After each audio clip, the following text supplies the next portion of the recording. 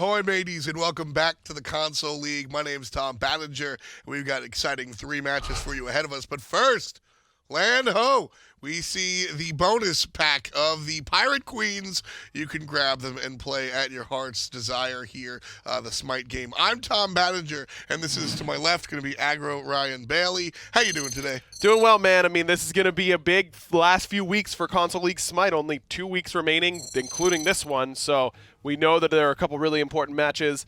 This region already determined. We know rivals going, so this one a little bit less important. But certainly the next set is going to be huge for PS4 and A. And at the end of the day, what I always say as we get down here to the nitty-gritty in the end of the weeks, this is the best practice these teams are going to get. No doubt. You can scrim all you want, but playing on the big stage is playing on the big stage, and there's no substitute. Exactly. I mean, you can scrim all you want. You can scrim against better teams, and you're going to be playing against, and like in this one, Hyve versus Team Jellyfish. These are the 2 teams that are at the bottom end of the standings.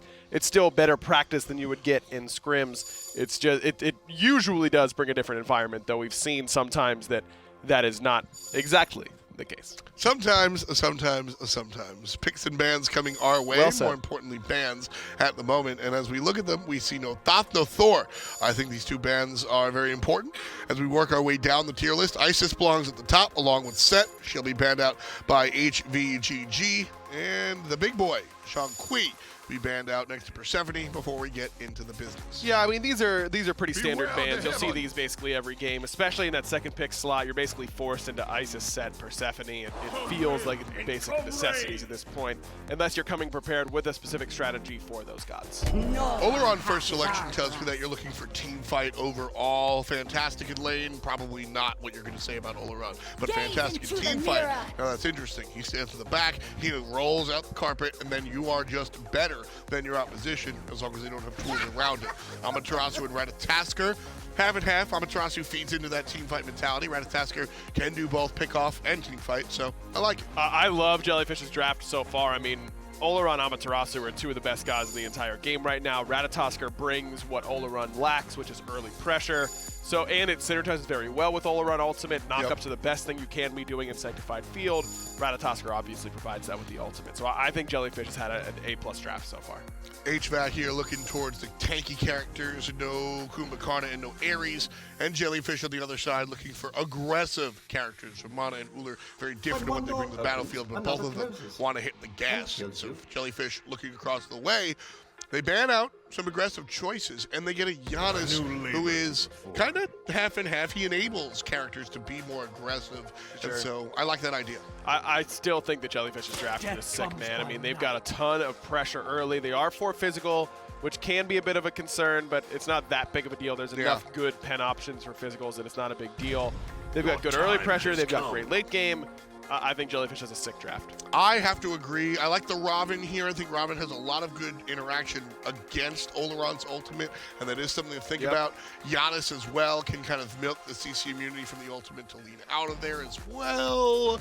Overall, I do agree. I think Jellyfish have a fantastic and much better draft. We'll see how it all comes down as we enter the battlefield here. One more time, Hyve Central versus Team Jellyfish. The thing I want to point about Team Jellyfish is, yes, they are very team fight focused, but that last selection I thought was really interesting as they grabbed the Xbalanque and hold that as Waldrom surrounded. Big damage from the Herc, but not enough. He's out. I mean, even with this blink, there's not enough auto attacks left. With both Driving Strike and the Acorn Blast missing, you're dropping that kill for sure. The right idea, but it's not going to be a big difference because Waldrom can get on back in time. So the Xbalanque pick is interesting and worth a conversation by itself, but Ryan, you had mentioned 4 physical, and I very, very obviously kind of shrugged it off. I am not really there. Chat, on the other hand, I haven't looked at this chat. Maybe you guys are smart, but a lot of people at home seem to think that this is a cardinal sin, and I just do not agree.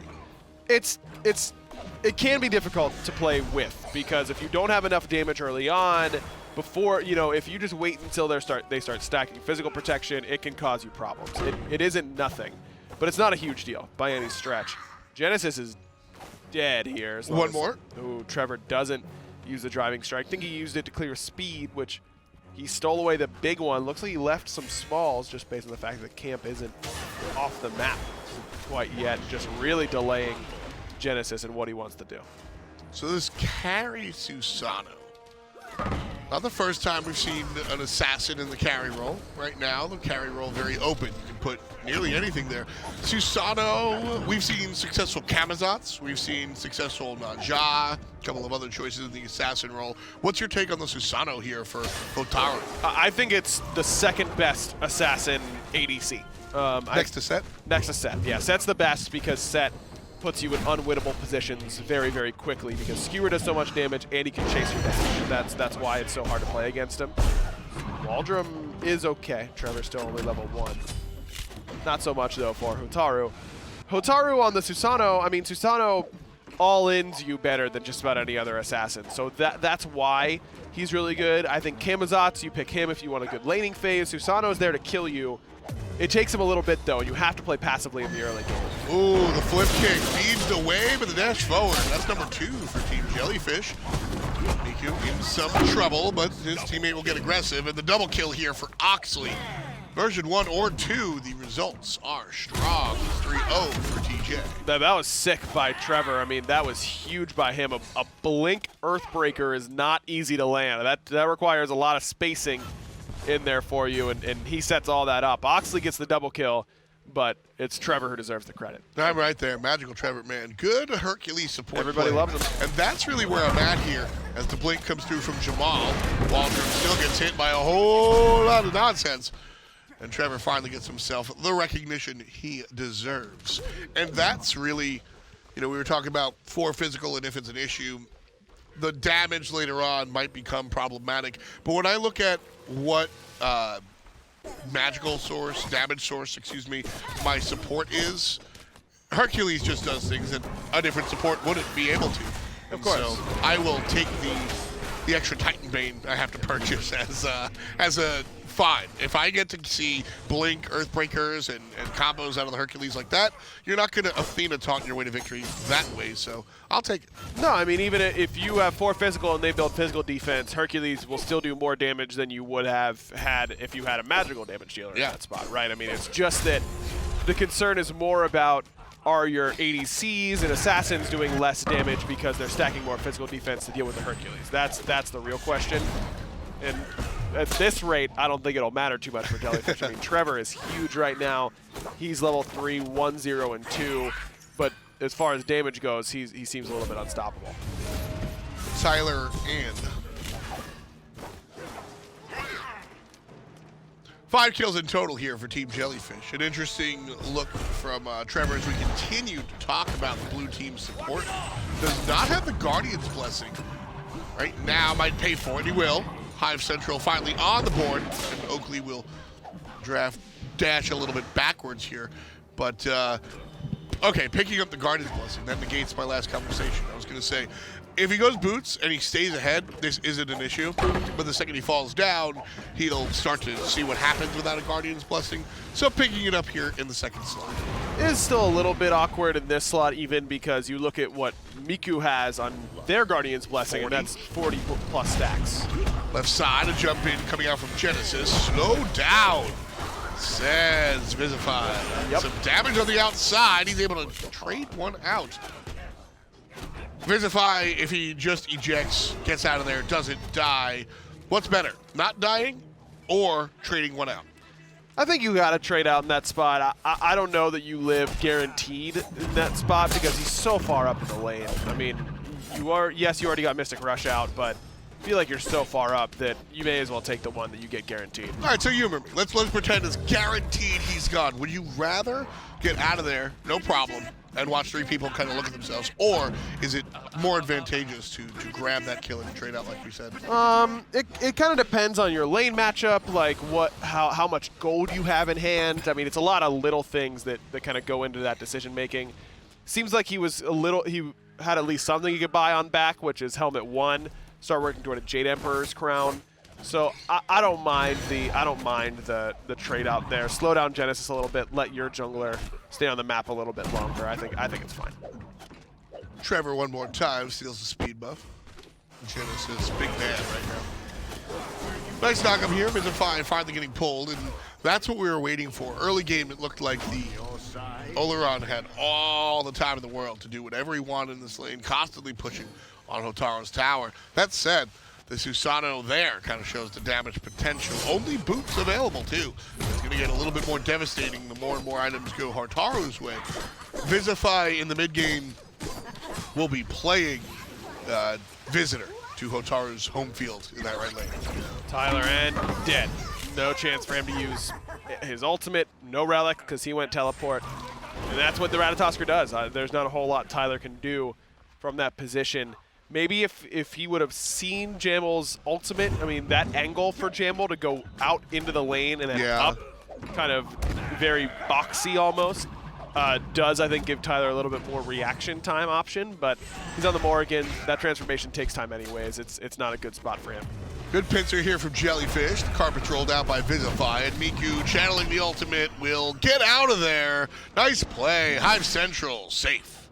So the Sky's pretty good ultimate, it turns out. It still takes some people some time to find those really good windows to use it, but right there is perfect. Mhiku would have been incredibly slow through that sanctified field. Instead, just fly up and outside that sanctified field and get yourself out of danger. Nice play.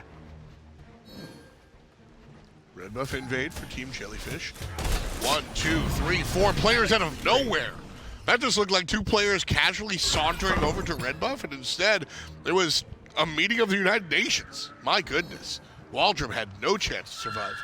Big rotation, and Zoro being here means this is a really good opportunity for a Gold Fury. No field. No field, but Hotaru's Typhoon could cause problems, but it looks like he'd rather play it safe and go farm. Miku's here, dashes forward, but it's all Jellyfish, baby. The support could get turned on, the boulder does the work, and Hotaru's here, pulls 2 in, dashes through, Vizahfy is low, but Mhiku can't catch up. Hotaru now bit off more than he can chew, and Vizahfy proves that. That said, Genesis shows up, gets 1, part cleanup, Waldrom's back from the grave, and Oxley dodges the kick and has help from nice support. Push. Double knockup, double kick, and the push from Waldrom sets him up. 4 kills in total for Hyve 2 in that last exchange. Question I pose to you, Ryan, Gold Fury, still worth or no? Yeah, I mean, you got a kill and a Gold Fury. You lose 2, but one of them's a support. It's not a big deal. Plus, you get Jammel some time on the map elsewhere in farming. Problem is that Tylern gets a tower over there in that solo lane, so that's kind of a big deal. That's where the big drop comes from as well. So with the tower going down, probably a little bit too much in Hyve Central's favor for Jellyfish to feel super comfortable in that spot, but I think Jellyfish's idea was solid. Zoro made his way over, may as well make the most of it. Still maintaining a gold lead here. Jellyfish up about 1,000. Of course, don't tell him what it could be. It might hurt a little bit. Vizahfy firing some shots on the retreating Hotaru. Not so lucky there, buddy. That ability will and can crit later on once we see a little bit more power. Vizahfy building into the Lotus Crown, an interesting item that we saw when Olorun first really came out. Since then, it's been all power. Here, focusing a little bit on the utility. Hyve Central know better and will not take the bait for their red buff. Or Oxley a little bit poked, though. Good CC chain. Mhiku didn't get the memo. That was bad spike, folks. On the left side, Vizahfy pops the ultimate to deal with the runaway Susano. That's good enough. Nice job so far. So Jellyfish get a bonus kill, and the secondary. That's why we call it. We've changed the name of the lane there, right? It's no longer the duo lane. It's the dual lane. I don't like it. Well, because you've got to focus on 2 things at once. You and your opponent, like a duel, D-U-A-L. I don't really like it. You thought I was going to say duel, like the one-on-one game mode. Right, because it's a one-on-one lane. Yeah. I'd like to say for the 3rd time that I don't like it a whole lot. And that's because... Well, I think it's just because you don't understand it. No, I got it. No, if you were an intellectual, like those of us that like understand the Joker movie, I think you'd understand this. Right. No, I looked up the Spark notes for it, so I got it, you know? I don't know. But it just sounds too much like duo lane. Well, that's the fun. No, I think that's confusing for the viewer. I don't. Well, okay then. I mean, how do I argue against that? So if Duolingo teaches you to learn your second language, does Duolingo teach you your second weapon? No, because nothing really about lingo makes me think of weapon learning. That's fair. That's fair. That's fair. I was using Duolingo for a while. What were you? I was learning Spanish. Learning English? Yeah, English. Like I said, English. Well, I figured you probably need some help learning English. Why is that? Because you're bad at it. See, this is That the hurt duel. more than I thought. This is where that Lotus Crown pickup for Vizahfy is interesting. I really thought it was going to be a Jade Emperor's. I like it. I think it is worse than Jade Emperor's because it means that you need to have your 3 cooldown active in order to get value out of this item, whereas Jade Emperor's, you get it all the time. But it's also better around teammates, the Lotus Crown, I would say. Yes. Which, I mean, Jellyfish, as I said, with the Olorun pickup, it picks some bands. I think they want a team fight more than anything else. Yeah, it is better for your team. Actually, I mean, it's only better for your team when your 3 is up. Right. Every other time, it's worse, right? Because you're getting these increased protections, and every god around you will also get those, but your heal is itty-bitty, man. I mean, you got to be right next to him in order to receive it. Whereas Jade Emperors, I mean, how does Hotaru outtrade you when you've got protection power from it and a little bit of health, and he's losing power from it at the exact same time? I think that it makes Genesis' ganks way worse. I think Jade Emperors is just too good to not go. Vizahfy getting blinked on, has to use the ultimate, has friends in the wings, but here they come. Knockup's good, and JammelTheCammel puts one down. And number 2, that's going to be the dual kill for the Ratatoskr. Mhiku, good blink. Vizahfy's pretty healthy, and Lotus Crown gives him a pretty solid base of protections. No portal for you. Vizahfy gets another one. 4 kills for him. And I like the idea from Hyve Central. Camp the Olorun, get him behind. Don't want to let him get into that mid to late game with that great team fight potential. But Jellyfish has done a great job of responding to these rotations.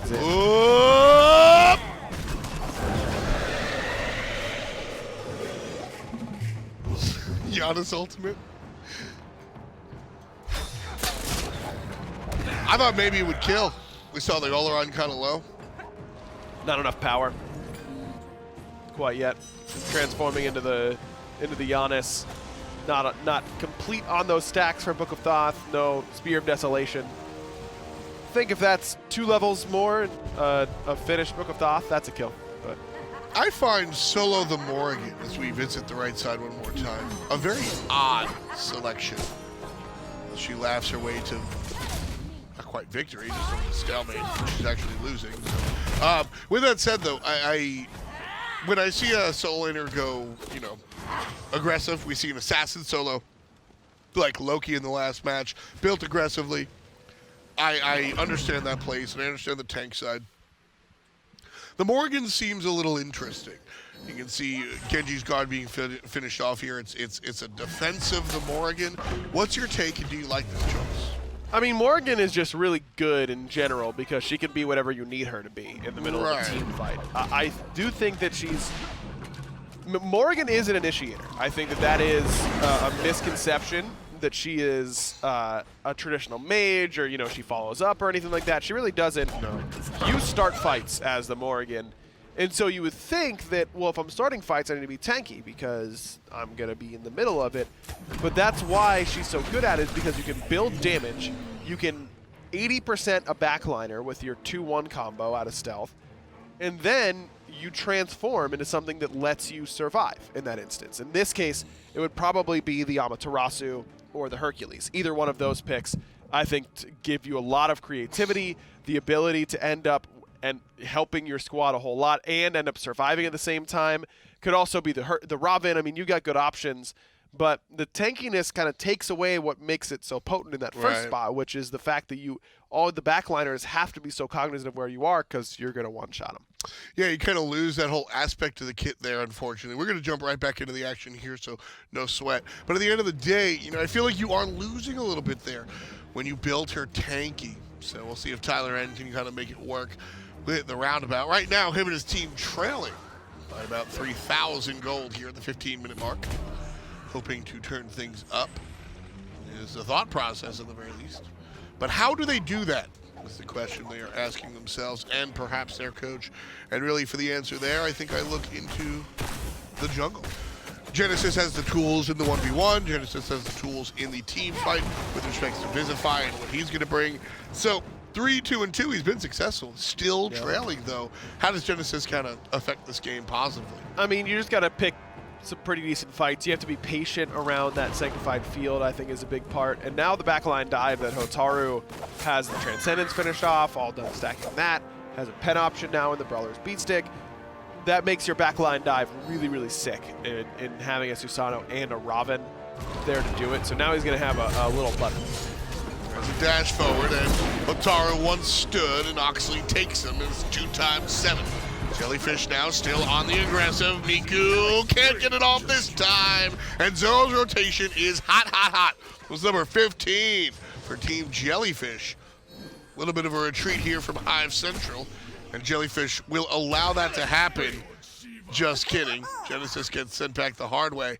But I phrase that intentionally. Allow that to happen. Because Hyve Central just keeps giving themselves to Jellyfish. Zoro gonna clean up Waldrom, who sticks around way too long. Jellyfish aside, they aren't feeling quite as nice today and will take a lot of these engagements. Tylern, by the way, not interested in joining that team fight. Yeah, just didn't show up whatsoever. Had the court date ready to go and just decided, yeah, I'm not gonna go. Tylern found in contempt here. It's Hyve Central pushing up. Nice pull back from Hotaru. Zoro's able to walk away though, no problem. And court will be adjourned. No more conversation there. Shout out to the Shaggy DA, a fantastic Disney movie, 1979. Big plays here as Mhiku caught up and will be sent to jail.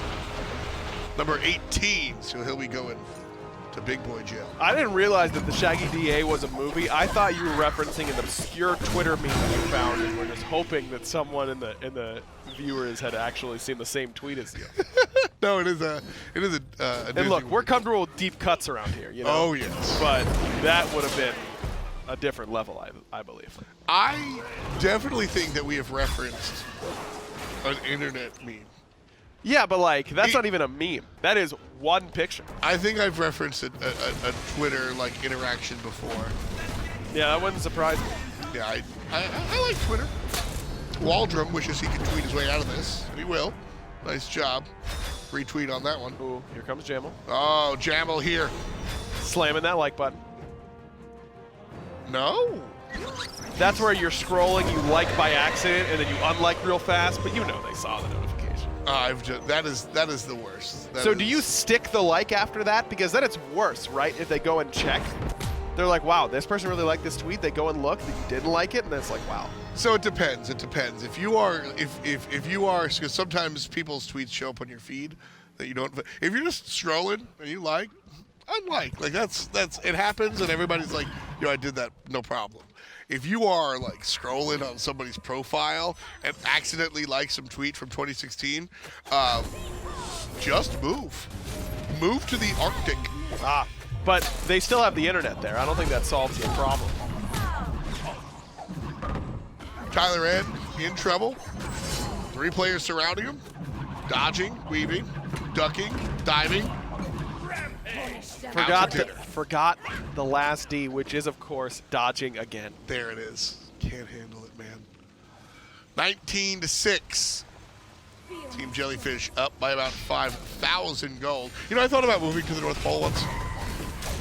Why? I thought it'd be a cool experience, in all honesty. How old were you when you thought this? 28.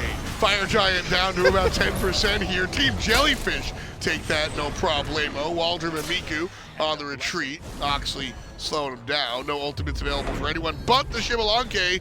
And nice the blink for Blink will come out from the support. Nice job. Fire Giant intact. Where do they go? Right side with this tier 2 ready for them to take. Waldrom, he's in a lot of trouble. Stun, knock up, dead. Way too late on the beads, but I don't know that they saved him in that spot anyways. Probably would have needed the combo on the relics. Oh, nice. Tylern and with the The garbage. The garbage, actually. Tylern. You weren't here last week. I was yelling at Tylern last week for the same thing. Oh, wow. What an embarrassment. That's what I said. Yeah. Word. Nicely done, Tom. We're on the same page. Anyway, so Yeah. so Great Britain has a museum that is the first port of the North Pole, and you can work there doing, I don't want to say menial jobs, but non-scientific jobs. The only people that live in Antarctica or the North Pole are scientists outside of like very like cooks, etc. You can go work without any extraordinary like takeisms, Yeah. you know, without any extraordinary background to go, you know, be the chef for 6-month periods. It was like a year or two ago where I gave it serious thought. What would you have wanted to do, like, of those jobs? I mean, I guess work in the kitchen, but it's one of those where like I just want the experience. Point me someplace, I'll sweep the back room, you know, and 6 months later have a great story to tell. That's kind of how, you know, I think life is worth living when you're collecting experiences rather than material objects, and I think that's one of those times where I really would have kind of embraced the human experience. That would have been pretty cool. It'd be cold, though. You can wear a jacket. I don't think there are enough of them. Like jackets, I mean. No, you get like a big puffy coat. Yeah, that helps me when I'm in like Pittsburgh waiting for the bus.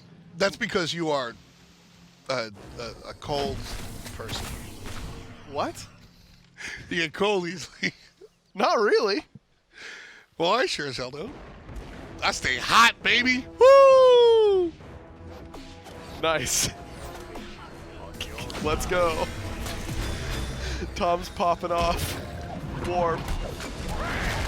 Waldrom. Oh, certainly lucky. a lot hotter than that Trevor ultimate. Yeah, he feels good about that one.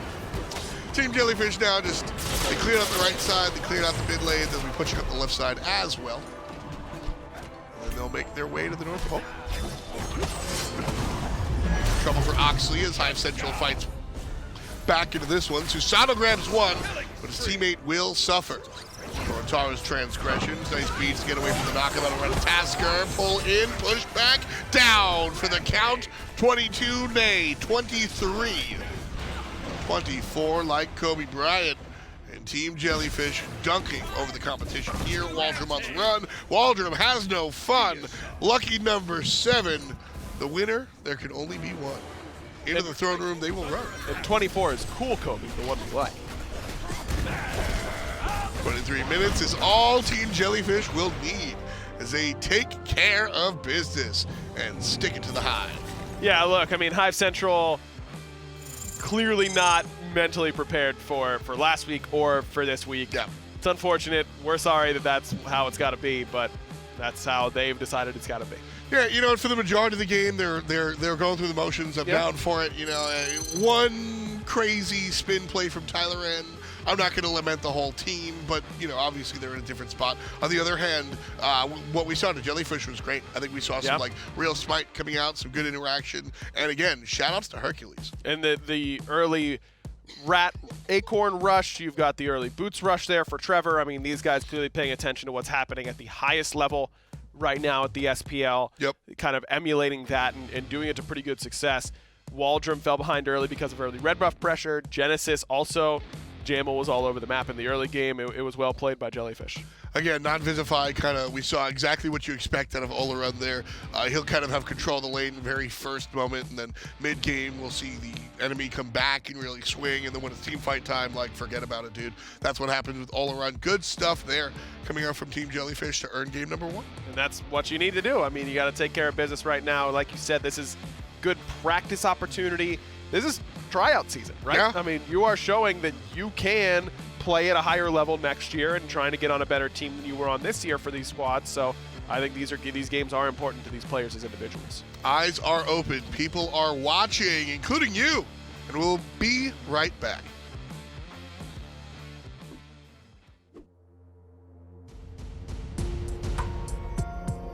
Respawn, the official gaming share of the SMITE Console League.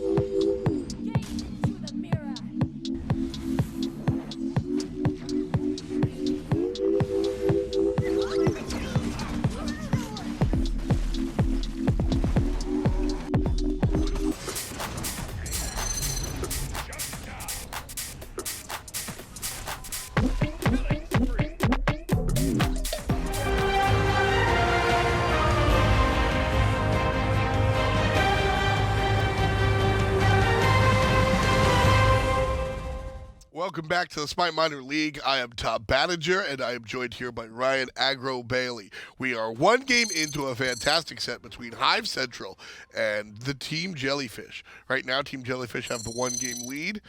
They look good. They do look good. They look certainly better than what Hyve Central had in there in game number 1.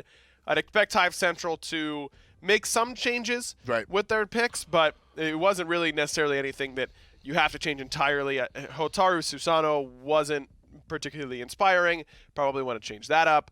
But Hotaru is a former jungler, so maybe that's what he's comfortable on. I mean, I don't know how comfortable he is on the mages that we're seeing being played in that long lane right now. Picks and bans ready about now. Game number 2 here on the way. Hyve Central on the first shot. This is different than last time where they had the second shot. That would make it different. That's correct, Tom. Thank you. You're welcome. Ban phase here coming out. And again, very standard bans. This is what you should expect. The set going to be banned out per usual. Don't expect to see this character come out. He's vastly powerful here. Crossed away, Team Jellyfish also going to ban out 2 of the strong characters. Everybody just paying attention to the tier list here. No Persephone, no Thoth, no Set, and TJ Fish says no Thor, no Isis, and worth noting, they say no Olorun, who they played last game. But given that Hyve Central have the first sting, they're going to pass it away and let them pick Susano. And that's instead of that Amaterasu. With Ama feels like she's at the same level of Persephone and Isis right now. Agreed. I think those are the 3 that are the best right now. A little surprised that Hyve decided not to take it because it just brings so much team fight pressure. And our early game's really not that bad. Ama Hercules again here for Team Jellyfish. That's tough to beat, man. These warriors that do well, even in the early game now for Ama, but especially for Hercules. And then the late game potential is off the charts. Across the way, Discordia and Bacchus will be the selection here for Hyve GG. They'll have to deal with the Ratatoskr that the Fish have picked up here.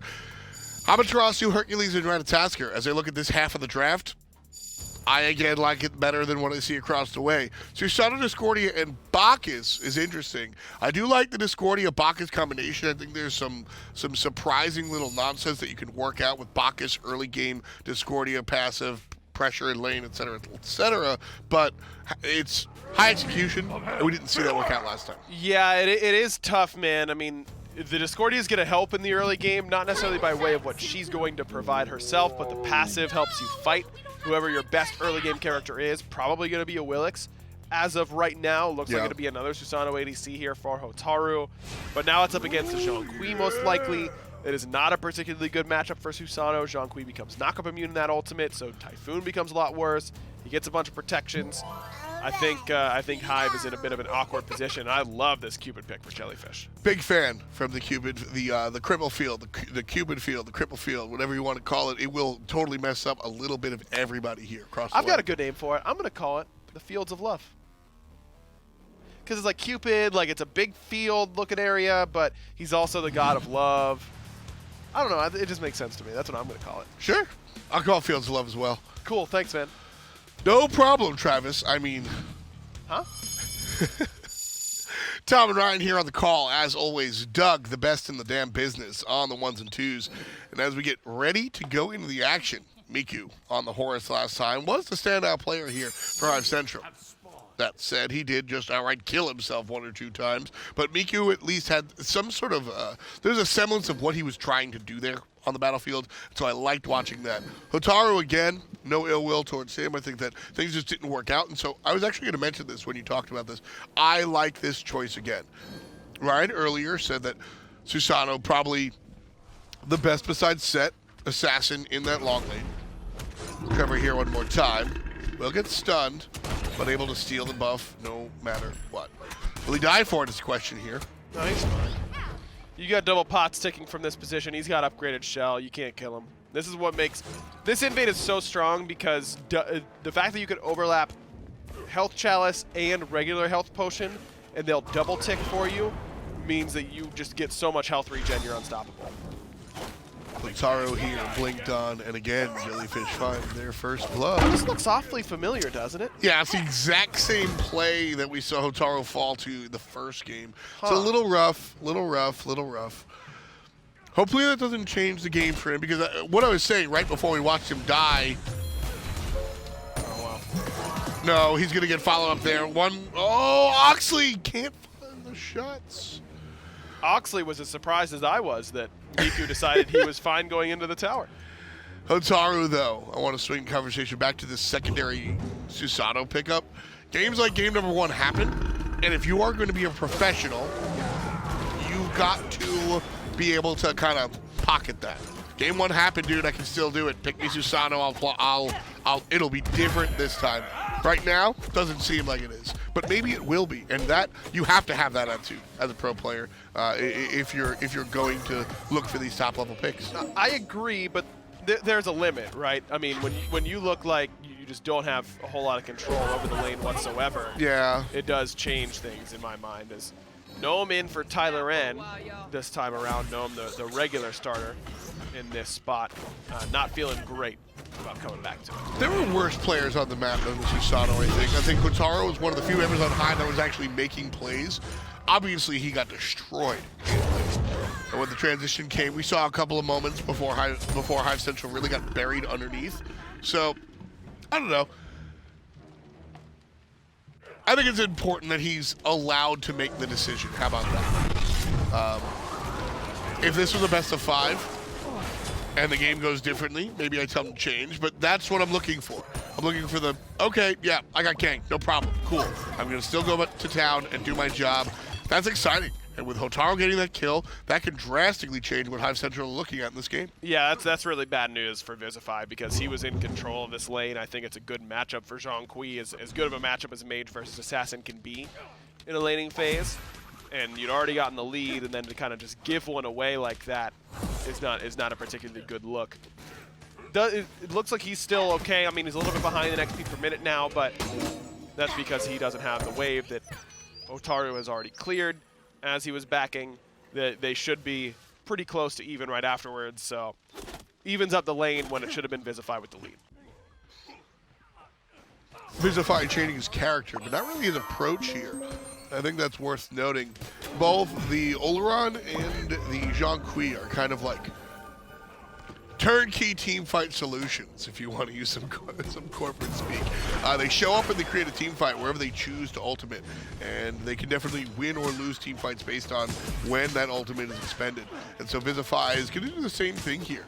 Largely kind of wait for the moment, then launch it, and then look to fight into the team fight that he has done created.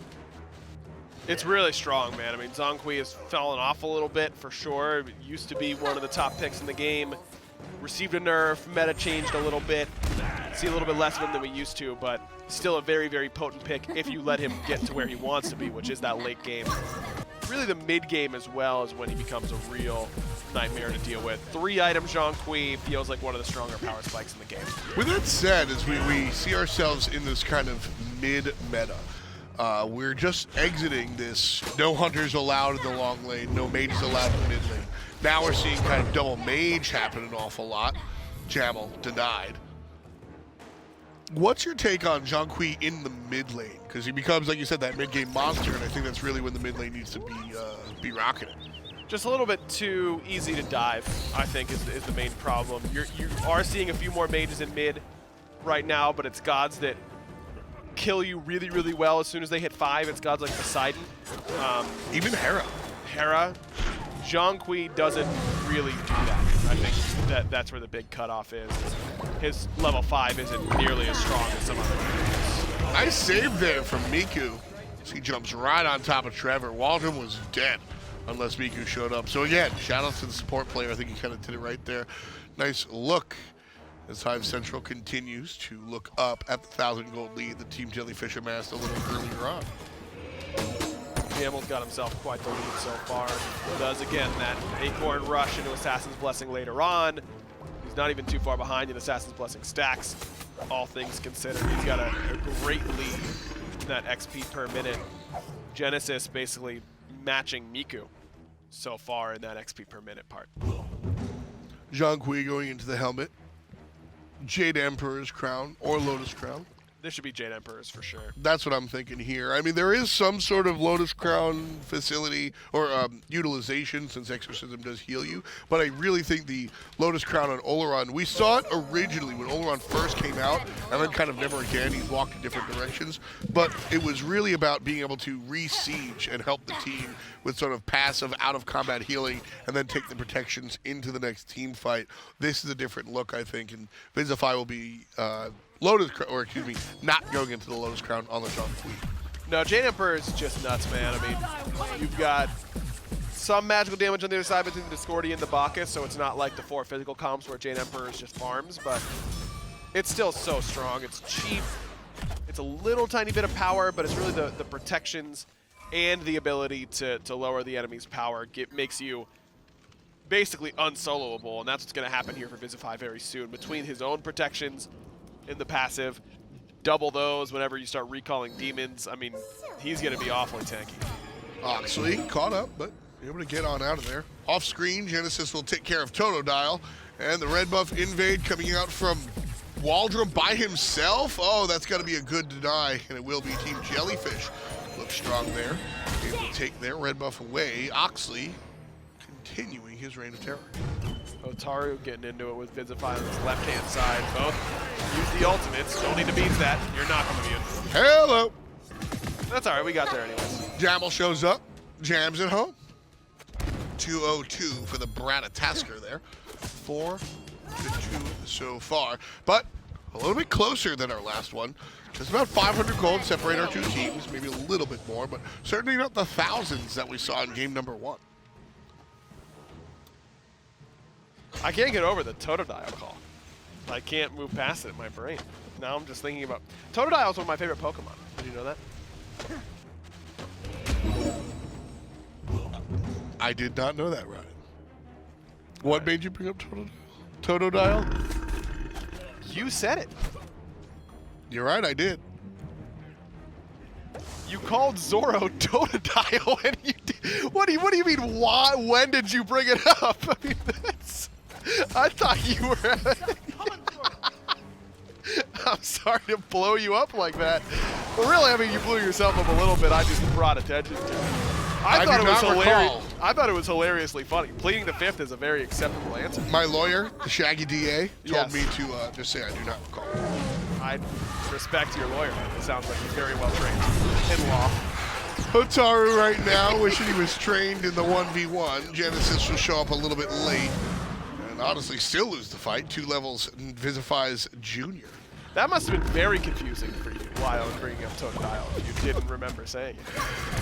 Waldrom takes damage. Oh, from the tower, but not from the Hercules. The dive forward avoided the ultimate, but certainly did avoid the damage after the fact. Nice little bounce from Trevor, playing those angles, using the geometry, so to speak, in order to get Waldrom, even though he avoided the front half of that boulder, the bounce damage got the job done. Yeah, it's the way the... it's just the way the brain works. Like, looking at Vizahfy, I keep wanting to say not Vizahfy, and I guarantee you I will call him not Vizahfy in a team fight at least once. Yeah, I just... well, that's his... yeah, I mean... I just misread Zorotorille. Yeah, I don't know how to say the whole name for sure. I just call him Zoro. Hotaru. But I like Totodile more. Yeah. Like the concept of Totodile. Like a water crocodile? Yeah. All crocodiles are water crocodiles, aren't they? Yeah, they sure are. Yeah.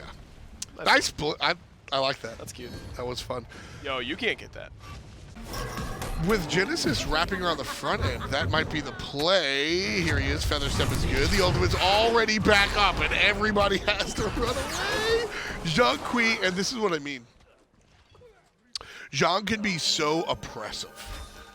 Yeah, with Jade Emperors against fucking physicals, you're dead. Much like Waldrom is in the mid lane. Wow, that's such BM. Why did he taunt that whole time, Aggro? Toxic player, man. I wonder if he'll buy Toxic Blade.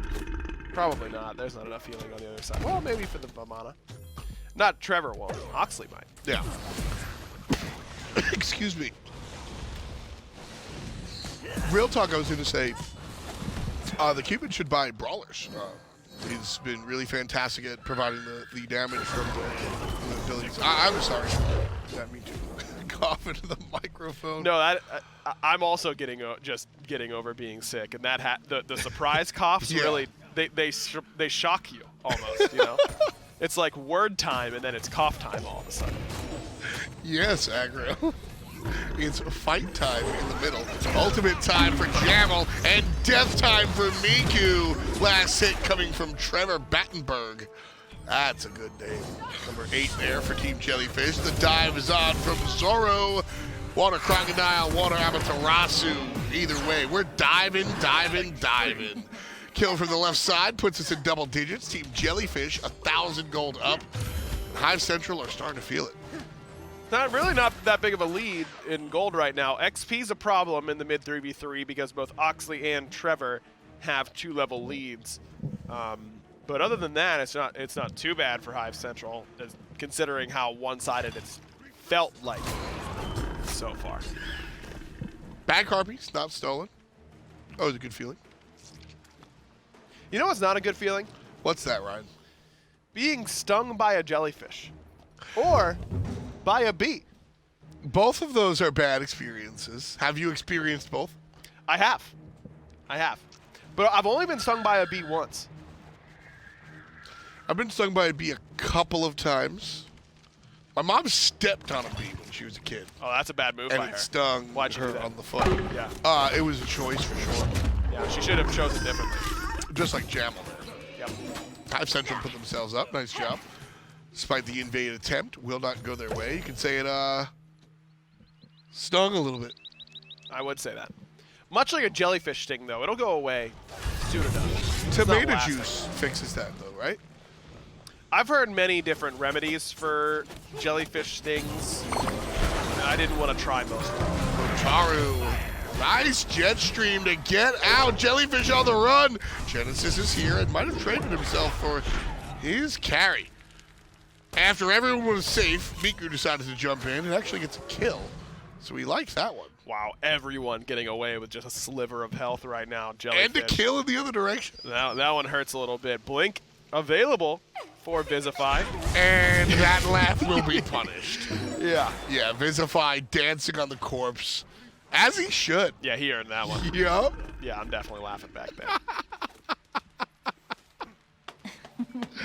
I'm here for you. Vizahfy. Come with it. Amaterasu chasing down Hotaru, but he'll be A-OK. The other side, no problem. Yeah, you can't really, just put tomato sauce on a bee sting. It sits there. That hurts. Yeah, I don't know. I was a kid whenever I got stung by a bee, so I don't really remember too well. But I remember being very angry that it happened. I was just sad. I wasn't doing anything to the bee, you know? I remember very vividly. I was on the playground. It was on one of those little bridges that, spans the playground. You know what I mean? Yeah. It was on the railing, and my aunt was watching me, and I was like, "Hey, Cece," that's what I call my aunt. "Hey, Cece, there's a bee. I can't go past." She's like, "Just ignore it and be nice, and it'll be nice to you." No. And I said, "Okay." Start, waddling across the bridge. I don't know why I waddled back then. And then it lands right on the soft spot between your thumb and your index finger. Oh, your drummer muscle, yeah. Yeah, stung me right there. Woof. I was like, "Cece, I was nice." He said, "Oh, must have been a mean bee." I got stung. But the joke's on that bee, because it probably died right afterwards. Short lifespan, little idiot insect.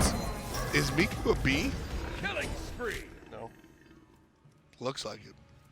Number 5 there, as the support player falls down for the second time. Team Jellyfish up that 1,000 gold they've been looking for. Very small steps here from TJF. Nice dash. Genesis lurking. But push into not the heart bomb. And Genesis able to jump away. Oxley must not have had a nice blink in from Hotaru, and this is where having the assassin in the long lane is super sick, right? Because Hotaru's level 16 in comparison to Oxley's level 13. Most of the time it's junglers about the same level as mid laners. That's kind of the balance. Hotaru decides he doesn't want to mess with that. Has a Heartseeker already. I mean, tons of farm for him. This is where the assassin long lane looks really good. Mhiku getting aggressive, jumping on Visify. Stun to avoid the stun. Visify gets aggressive, looks for some farm himself. Level 12, Hercules is going to dash out of there and find himself under the tower. Big jump, and there's the Wheelish, but not going to find anything. Waldrom dies to the ghosts. Visify with a huge ultimate. Jammel's going to clean up Genesis. Gnome is still in a bit of trouble as Hotaru actually puts out a ton of damage and is able to take down Mr. Battenberg. That's what I was talking about. Team fight in a box. As soon as Jean-Qui says go, we go. Team Jellyfish capitalized. It's a 2 for 3 so far. Jammel waiting for Gnome. Jumps down, finds the knockup and the stun. Knocked up the other direction. Gnome gets the last hit. Hotaru will live. And it's a 3 for 3 even exchange. Hotaru just doing too much damage to really let Jammel contest there. I mean, that's a 4-level deficit for the Ratatoskr in the jungle. Knockup was on to Hotaru, which I think is pretty smart, knowing he doesn't have purification beads. You've got to have the burst there in order to get the job done, and Oxley just a little bit too far away. Doesn't have a whole lot of damage right now, not even finished stacking his Transcendence. Hasn't finished his 3rd item yet. I mean, this is not a particularly strong Cupid at this point in the game. Not particularly, especially when you've got level 16 Ravana making his way over and level 17 Susano making his way over. That's going to make anybody feel sun. Not the greatest look. So Ryan, what I want to ask you here. I would love to answer this question. Whatever it is the jungle matchup. Jammel feels like he's been all over the place. Genesis seems to make these kind of micro plays. Just like, oh, I'm here, I'm going to look for this aggression. Both players are even levels. Who is affecting the game in a more positive light for their team? Jammel, and it's not close. Genesis has been around some kills, but that's basically all I'd be comfortable saying. I mean, he's bottom of the player damage charts. I understand Mhiku's on an aggressive pick in the pockets, but it's been Jammel by a large margin. If I'm Genesis, my goal is to hold hands with Mhiku at this point. We've seen a number of nice knockups and belly flops, but no real capitalization. A 2v1, great play from Jellyfish, identifying that Hotaru has been out of control, and so they identify him and push him down. Genesis still pushing up. He's looking for Visify off that belly flop, but when the flop misses, everything starts going awry. Genesis has to use the purification beads, does not get carded, and as a result, gets access to the bar. No problem. Here it is. Grab one, pull a seat. Bloody Mary. Here it comes. Tomato juice and celery. Yeah, that's what a Bloody Mary has in it. It's true. Do you like olives? No, not at all. I think Bloody Marys are gross. I, too. I wish I liked them. My dad likes Bloody Marys a lot, and it looks so sophisticated, but it isn't. Well, it's even less about the sophistication, although I am here for that conversation. It's more like it's an acceptable morning drink, and it looks like there's a lot going on. Yeah. Maybe I'm a little hungry. I go for mimosas. Auburn is talking about mimosas are really good. Mimosas and vodka pineapple. I like vodka orange juice. Yeah, it's a screwdriver. Zoro going to need a tool to get out of this one. Jumped on and combined with everybody else here. Like a burrito. Going to walk away after getting wrapped up. The other side, Hyve Central here. 2 players. Nice heal on Treverbatenburg. And Hotaru! He's out of there. Safe and sound, unlike the Gnome. Good peel by Mhiku. Gnome just a little bit too aggressive. That Cursed Ankh upgraded from Zoro ends up being a real backbreaker for that Vamana. Early. Cursed Ankh, man, it's just all about using it as soon as Vamana ults. Instead of getting this big healing boost and, oh, I'm impossible to kill because I'm CC immune and regenerating all this health. Instead it's, well, I just can't use other buttons. I'm just big and CC immune, but all I can do is auto attack, and all of a sudden I'm taking more damage with my Cursed Ankh. Yeah, it essentially makes you a worse character. It does. You're even a bigger hitbox. The biggest buff we could give to Vamana is just removing Cursed Ankh. Yes. Or making his 2 execute. I don't know. That would also be a buff. I don't like that idea. Waldrom here, stuck in the Fields of Love. Great title, by the way, Aggro. Thank you. And Waldrom will escape. Zoro's here to provide some push. Mantle. The rest of the team all the way back. Mantle of Discord. What a nice stun that one was. And the runaway here is good. Hyve Central on the heels, but Zoro is safe. Zoro, just too much mobility, man, on this Amaterasu. It's been really difficult to deal with. Gnome with the blink slow on NotVizahfy will be able to stop Zoro's back, but it's Mhiku who needs to be a little bit more careful in the mid lane. Shell helps out Hotaru. Typhoon knocks up one. Trevor gets taken out. And that's Gnome who gets the finishing blow. Oxley gets pulled in, though. That's going to be an issue there. Cross map, JammelTheCammel goes ahead, puts down the pummel. 2 deaths on the side of Jellyfish. That's not what they want to see as things go from a lead to a tie game very quickly. It's all around Hotaru, man. You were totally right. Give him this pick again. He's been hard carrying in this one. Gnome's but done good work as well. Top the player damage charts, level 19. Pretty farm on this Vamana. Hyve Central looking much better this time around. 22 minutes exactly. Team Jellyfish are looking up at a Hyve Central lead for the first time all day. 19 to 12 read the kills, and that's the story. Things have been successful for Team Jellyfish, but now it seems to be all about the Hive. It's kind of crazy how bees exist in the way that they do with their hives, you know? They have a whole societal structure. They do. They work together really well. They don't, like, speak. It's just ingrained in them. Well, no, they have pheromones. They follow, like, kind of, it's sort of a scent. Yeah, that's crazy. Isn't that kind of nuts? I mean, it's nature. Yeah, but, like, I follow the scent sometimes, you know, like I smell good pizza, I'm like walking in. That's not, but pheromone isn't, it's like an undeniable, predetermined, like pre-programmed response to stimuli. Right, like I have to pizza. Right, but you actually have a level of sentience that most bees, I mean, definition of sentience is I mean, that's a whole course in and of itself. But you have a level of aptitude that an insect or a bee does not. I would normally agree with you, but I smell pizza, and it's game over for my brain. Like I can't say no. Isn't that the same thing? I guess so. Tower looks like pizza. Hyve Central wants to get cooking. Where? But Oxley is able to walk away here. Now Gnome. Beautiful attack by Waldrom to draw 2 players in and group them up. And Gnome is able to provide the damage on the backside. Now the tower is going down. Blink for blink. Jammel pulled and pummeled. Bad luck 13 for Hyve, but everything good for them as they look to stretch this to a 3-game set. Oxley now in trouble. Janus is going to jump on him. Waldrom's able to take care of Trevor. In the meantime, NotVizahfy still has ultimate. That's going to deal some good damage here. Answer back is good. Zoro is able to find the stun, the kill, and Mhiku is on the run. Somebody finish him off. Jump is strong. Movement speed or is better. Nice turnaround for the stun, but Gnome behind as well. Can't live this. Unless we miss everything.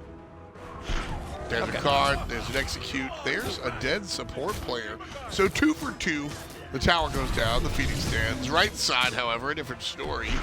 Jellyfish has lost their right side Phoenix. NotVizahfy needs to be careful here. Gnome's doing a really good job of baiting because Hotaru coming in full HP round the back. It's the wrap. Nope. NotVizahfy still running around in circles, and he'll fall down. Waldrom again gets the kill. Hotaru the trade out. Oxley tries as he may. Can't find the clean kill. Jammel's got ult, needs to interrupt the dash, has it. No ultimate, just used it. So Zoro will notch number 4. The problem is, for Hyve Central is as this game goes later and later, Oxley will get farm, and he's been largely irrelevant so far this game, but it'll get to the point where he's just going to do a lot of damage because he's an ADC and he's holding right trigger. Right. Gold Fury goes down. Oni Fury, more specifically. And 23 like Jordan. Team Jellyfish find themselves still trailing, but with one of the more impactful mid-game moves you could make. I maintain getting that Oni Fury at around the 25-minute mark is one of the best moves you can do, arguably on the same level as grabbing the Fire Giant. Mainly because it opens up the door for you to get the Fire Giant. Yeah, it's a little bit awkward right now because some important relics are down for Jellyfish, and they just have, I mean, they've got a Phoenix down on the right-hand side. They've got very little in the way of actual push power. They have to be the ones defending for the most part, and so that's going to be a problem for sure. But for right now, I mean, at least it opens the map up a little bit. This left side tier 1 tower on its last legs, but that Oni Fury wave will defend it well. Pyromancer, Fire Giant is where we see teams grouping up now. Hyve Central have control of the area. I love that Jetstream threat. It just sits there daring you to walk near it. It's fun. Team Jellyfish slowly walking in, and Hyve is going to pull them, pop them, drop them. There's a push out. That's going to be a nice look. Over the left-hand side comes Gnome. Visify is the first one to get the kill in the team fight. So it's a 5-on-4. Team Jellyfish's fate. Visify already taking care of one. Dodges out that apple. Oxley going to eat it. Does Nice not fallback. spread to Visify. I thought it might. Waldrom awfully far forward right here, but has Gnome in tow. Full HP, blink ready to go. Gnome.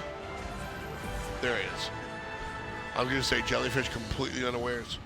But Gnome lets himself know. Thank you. He's going to be able to find himself here. And it's a full-out retreat. 69-67. Team Jellyfish trail by 2K. Still, Jellyfish have the lead in kills by a pretty considerable margin. It's just that Hyve Central have been able to get a lot more off the back of their kills. It's been nice and objective focused so far. Jellyfish win the fight really because Hotaru doesn't have purification beads in that engagement, and they engage on him very, very well. That is huge for them to take Hotaru out of these fights because he has been the guy that you've got to be able to take care of so far. I mean, he's 7-6.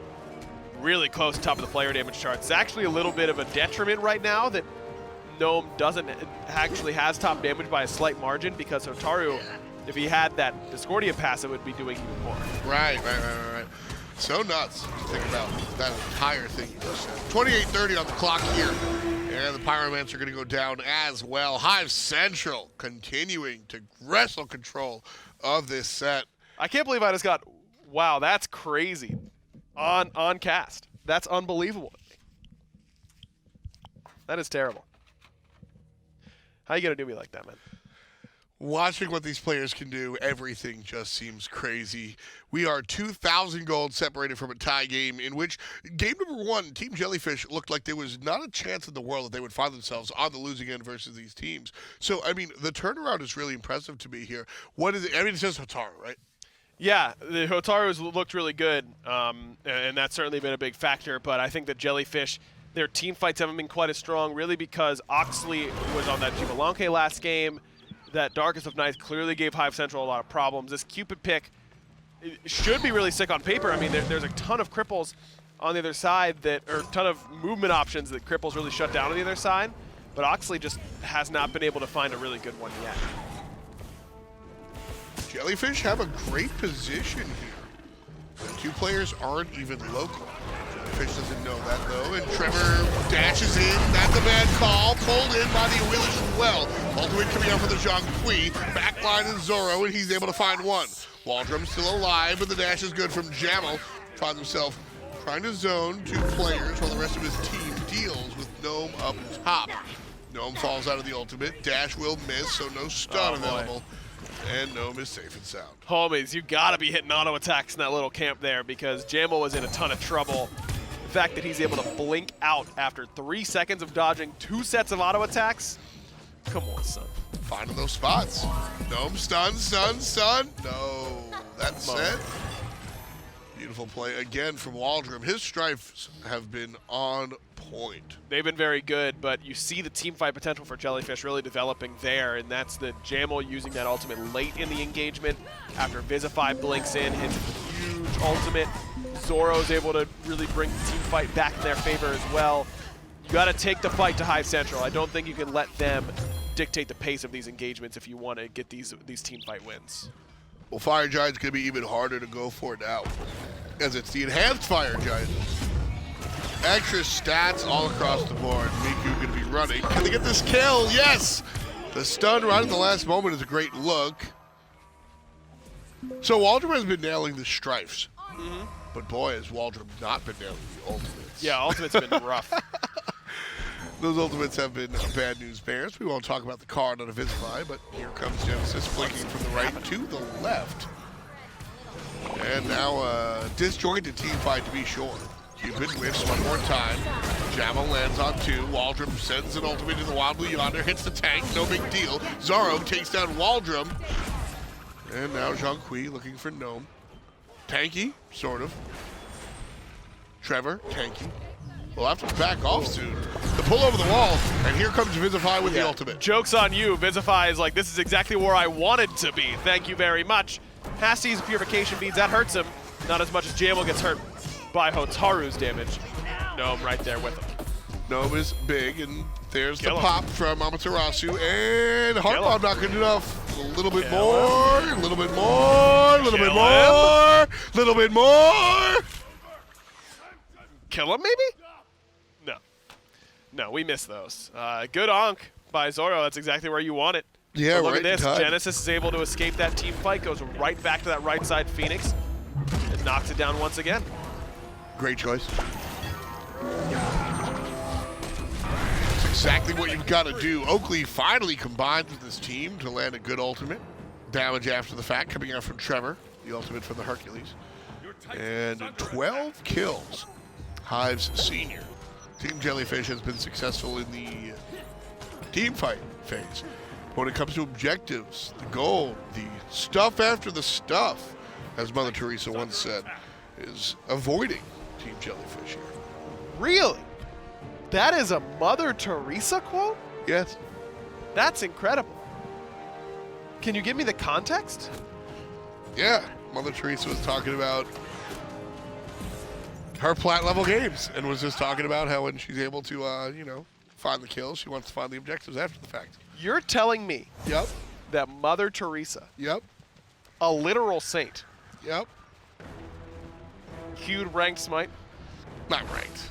Be silly. You said plat level. Well, plat level meaning about that level of, you know, play. She queued Smite game. Yeah. The battleground of the gods. And legends. Wow. Hey Siri. I'm not home right now. It's me, Siri. What? No, that's fine. My Siri wasn't working. I'll Google it. Let's see here. Mother Teresa. Well, they deleted it from the internet. Born August 1910. Yeah. Smite's been around for a while. That was pre-alpha. Like 96, I'm guessing, because she died in 97. Yeah, that was,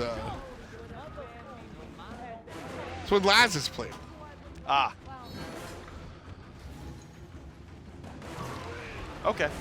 Pon was on Jeff Hindley's team at the time.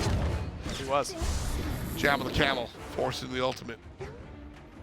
Defensively. I don't know why Team Jellyfish are fighting here. This is a retreat in my book. Zoro going to be hit by a little bit of everything. Double stun, but he's pushed out of Oxley's ultimate. Not a great Maybe look. hit everyone? And Waldrom finally hits it all and spreads it to the rest of the team. Able to get enough value out of one ult to match the last 4. Vizahfy got good damage off, but not enough. Knockup is solid. Jammel blinks into the back line and cleans up Waldrom. A 2 for 2.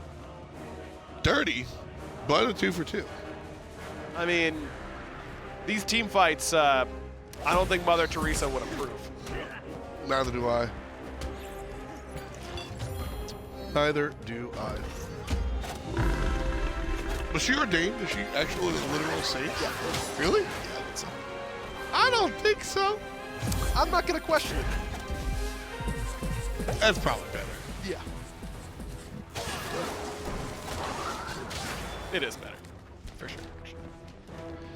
All right, should be time for no boots anymore, fellas. I mean, we're getting close to 40 minutes here. Though, that being said, these are games where you probably will see boots longer because everyone is dying so often. Right. They need to spend 500 gold to refresh their power pot. Oof. Hotaru finally finishing off his build, finishes with Titan's Bane. Pure power for Hotaru across the board. He's really trying to kill people. Probably could get away with selling that Soul Eater at this point. Doesn't provide you too much. You would think that it gets better as the game goes on because you're dealing more damage so that your life steal off your abilities would be better. But you get bursted so fast that the life steal doesn't matter. It's kind of like Bancroft where they changed it recently, maybe like a year or two ago. But remember when in order to get maximum Bancroft passive, you'd have to be like 1% HP? Yeah. If you're 1% HP, you're already dead. Yeah. Zoro working his way to death right there. Trevor from the backside trying to turn around players with the ultimate. And here it is. Mhiku goes all the way to the right as Genesis goes all the way to the death. No, running away here. Stun is good. Maybe a secondary. But again, Hotaru just continues to bring it home. Yeah, speaking of items that it's cool to sell at this point, Vizahfy should be getting rid of the Jade Emperor's crown. It's great in the early game.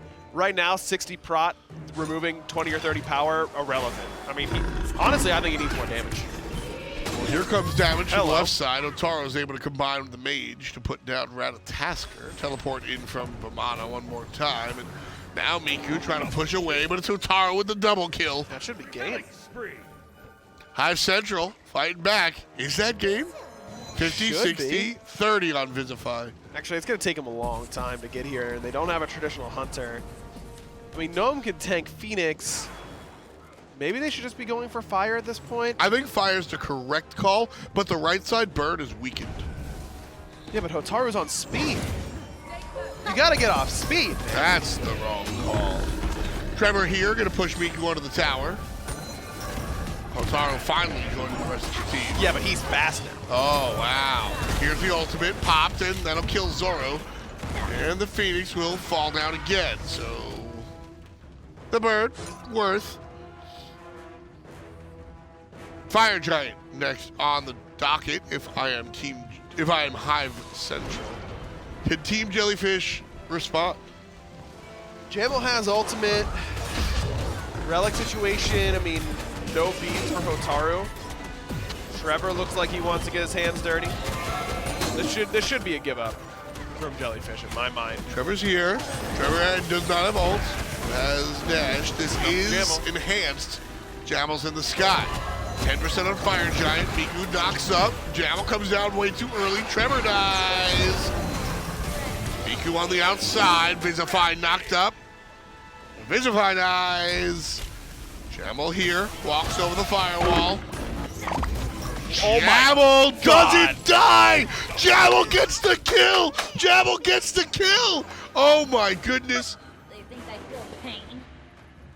The world's biggest Cupid ult right there. It felt like Oxley waltzes in and hits the entire team. Lord. Okay. He hasn't done well with the Cupid ults. Let's start at the top, shall we? Jellyfish make the call that I think is actually right, looking back. I definitely would have made the wrong call in that spot. Giving it up was not the idea there. Hyve Central's DPS was not impressive in that moment. They take a ton of damage doing that Fire Giant.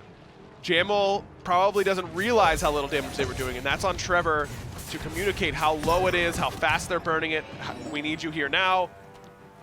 or you can get closer and find a better ult. Right. The ult from Jammel, not ideal.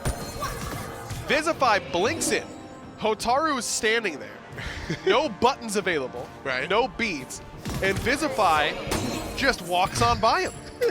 How you don't use buttons on the guy who's winning the enemy team the game is beyond me. I don't know. He wanted Fire Giant. He wanted the focus there is way too much on the objective.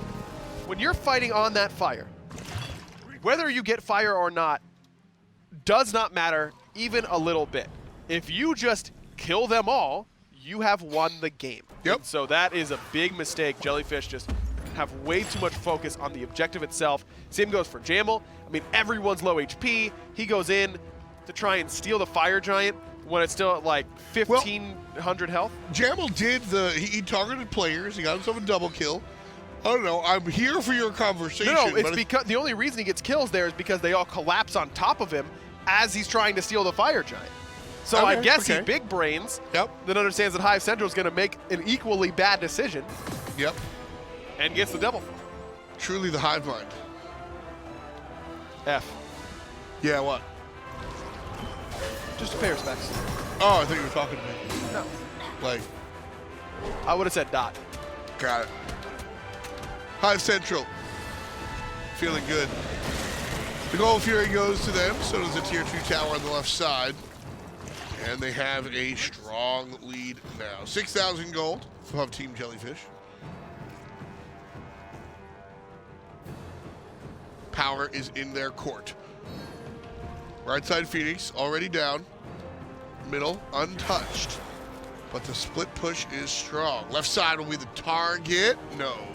The team will switch over to mid lane. The team will switch over to the right lane as the Phoenix is about to respawn. Remember, no Fire Giant here for Hyve Central, so they're doing this the hard way. Oxley does have fire, and that's actually going to matter quite a bit because he had to go a physical protection item just to save himself from Hotaru. Lack of patience from Jellyfish. I love this from Hyve Central. Back it up. The pull, Trevor catching forward. Team Jellyfish not taking advantage of their sixth member that would be the Phoenix. And Waldrom going to take advantage of that, but Vizahfy on a killing spree. Grabs two with the ultimate alone. Jellyfish continuing to push. Know about the right side. Mhiku down south. This is a good time to retreat. Jellyfish have largely won this individual fight. Vizahfy dead. Yeah, but Miku's going to die for it. You're willing to trade at this point if you're Team Jellyfish because you just have such a big numbers advantage. Zoro does get that kill. Still, I mean, maybe that's worth it for Hyve Central. Vizahfy a lot of their damage, but not objective. Yeah, no, I think if I'm Jellyfish, I continue to walk in this lane and get the push right it. tower, maybe even the Phoenix, and answer fire minions with fire minions. I think that the think secondary you get part of my Phoenix. sequence is kind of hoping for the stars, but, I mean, shoot for the stars and you'll land on the moon.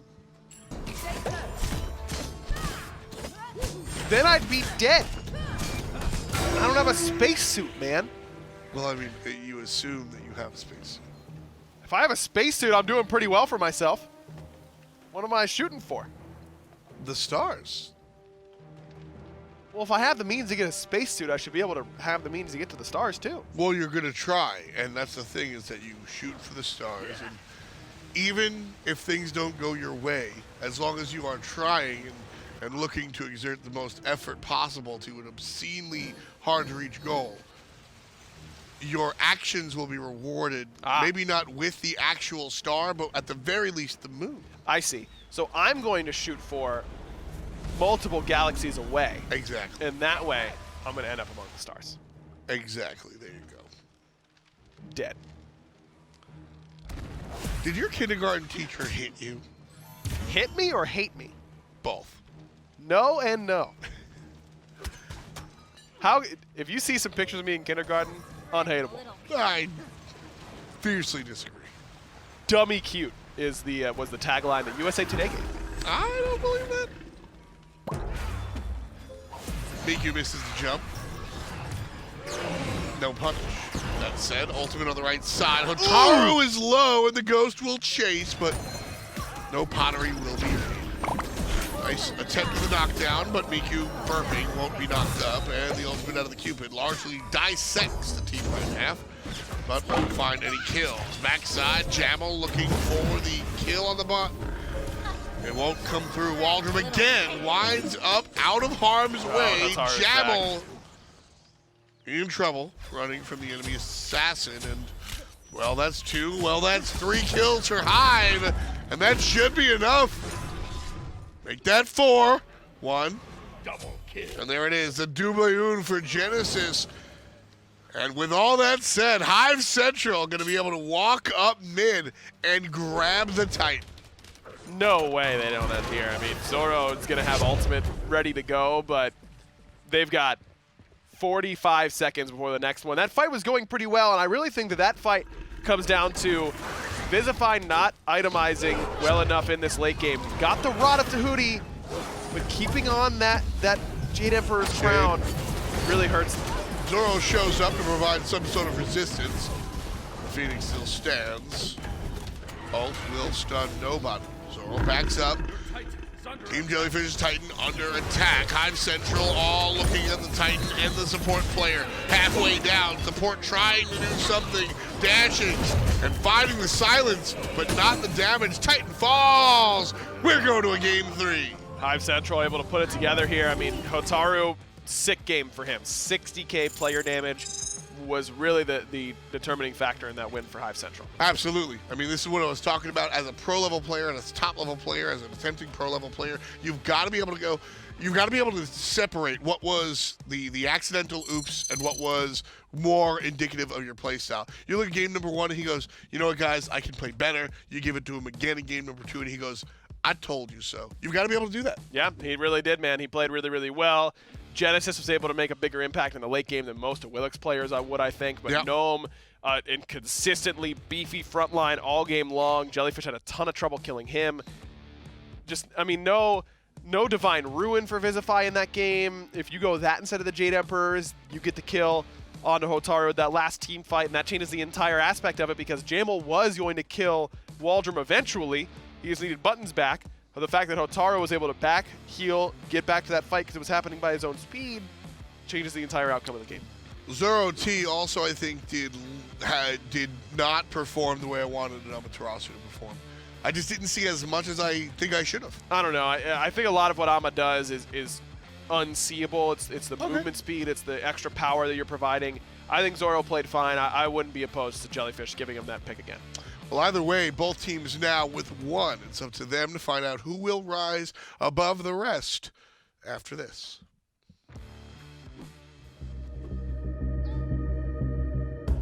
Skillshot, the official production partner of the SMITE Console League.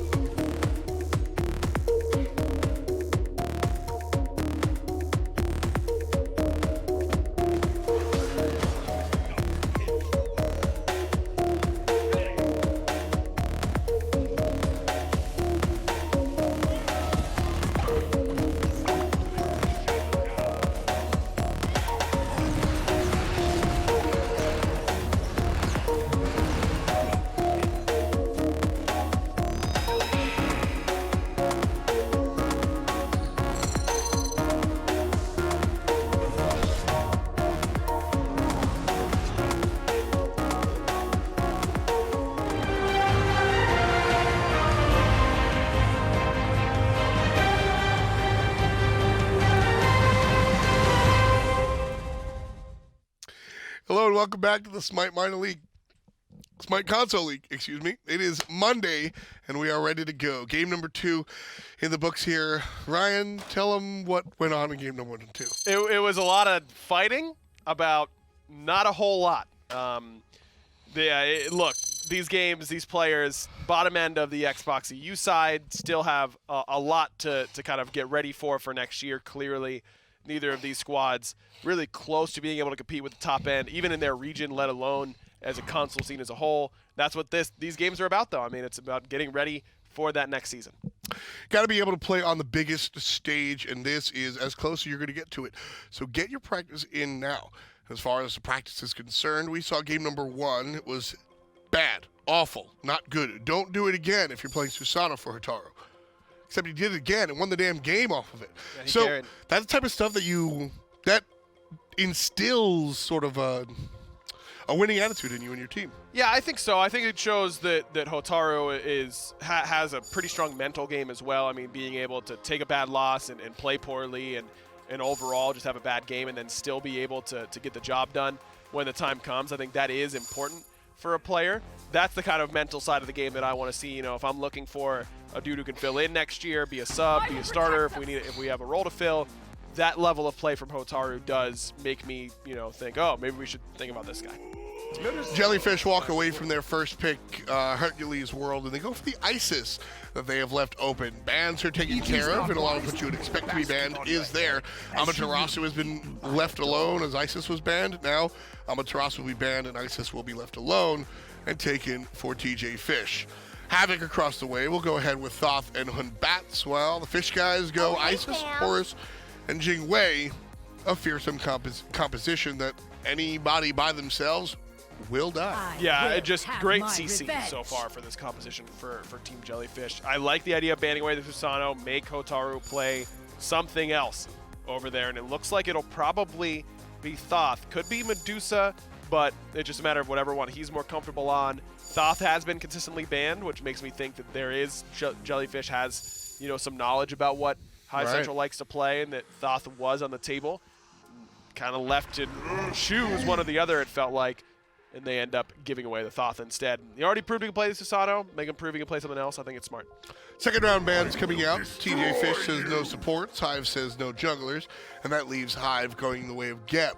Now with the jungle bans coming out, Cabrakan will be the choice here for TJ. A very different look for the Jellyfish. And King Arthur, a standout standard here for the solo lane.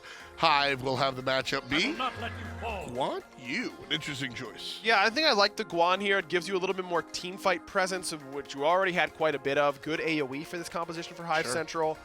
Jellyfish, on the other hand, is just CC the comp. I mean, but it's all single target for the most part. I mean, sure, you can hit a multi-man spirit ball. Sure, you could hit 2 people with your cage or whatever. But other than that, this is solo Pixville here for Jellyfish. Absolutely, and right away they're going to start off with what they did in games 1, games 2, and game 3. No surprise here, folks. First blood, the way of Team Jellyfish. That's the way it has been so far, for sure. I mean, this is that's the way it goes. It feels like check out who's back in the long lane for Team Jellyfish. It's Gilcristo, which is not only the most fun name to say in the entire game, but also I think Jellyfish's best player by a considerable margin on a pick that he's very, very comfortable on. I think the Jellyfish should be feeling pretty confident going into this one with Gilcristo back on their side. Yeah, he'll be bringing out the standard hunter, none of the mage or assassin nonsense. How do you think that fits? I think it fits fine. It plays to the late game really well. It brings balance to their composition. Hyve Central, on the other hand, still have a balanced composition, but it's really about setting Hotaru up for success by getting him a whole lot of farm early on, not getting off to the best start, but Jingwei, a pick that can push leads pretty well, honestly. Right. When we think of defensive characters, we don't think of characters that, when they get ahead, can punish you really well, but that's what makes Jingwei so strong, is that she can be the most passive, easiest to survive on god in the entire game, and then also, when get ahead, kill you for it. That's what makes her really powerful. Yeah, I see Mhiku getting in trouble here mid lane. No, I saw a funny meme where it was What was Jing Wei. It was a picture of Jing Wei, and it was like, you know, Jing Wei at level 2, and it was like a picture of Jing Wei. And then it was Jing Wei, and it had it said Jing Wei, like in the early game, it was a picture of Jing Wei, and then it had like Hunter's Blessing and like rank 1 Devo gloves. It was just like a picture of like Jing Wei. Right. And then it said Jing Wei late game, and it had like Deathbringer and another critical strike item, and it was the same picture of Jing Wei, but like with a lot of red, like she was angry. Oh, it's deep fried. Yeah. I see.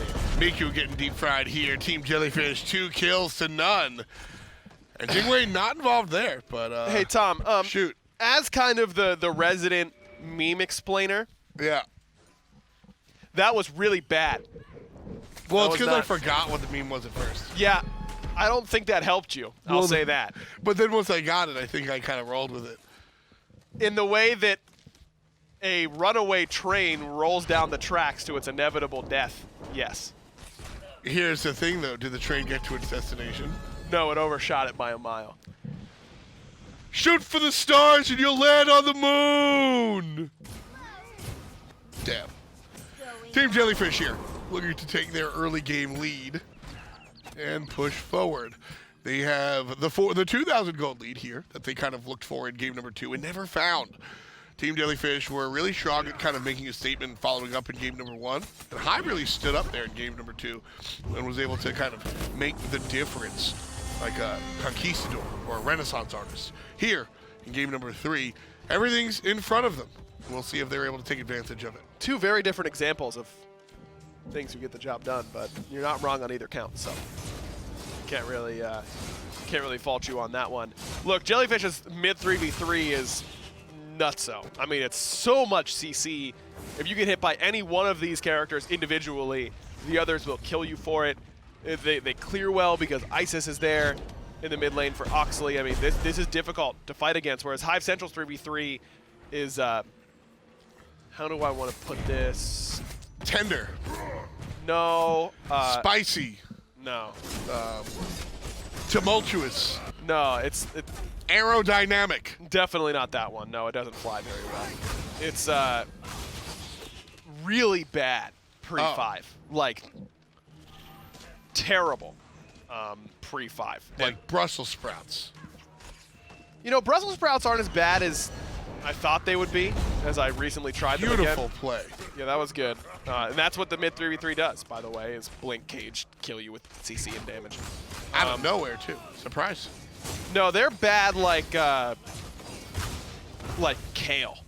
I don't like kale at all. People really don't like kale. You know, there's a writer that I follow that writes for the Atlantic, and it's funny. Her bio, she says she writes about stuff because it's really what she writes about. Right. And she wrote about how people are protesting against kale now.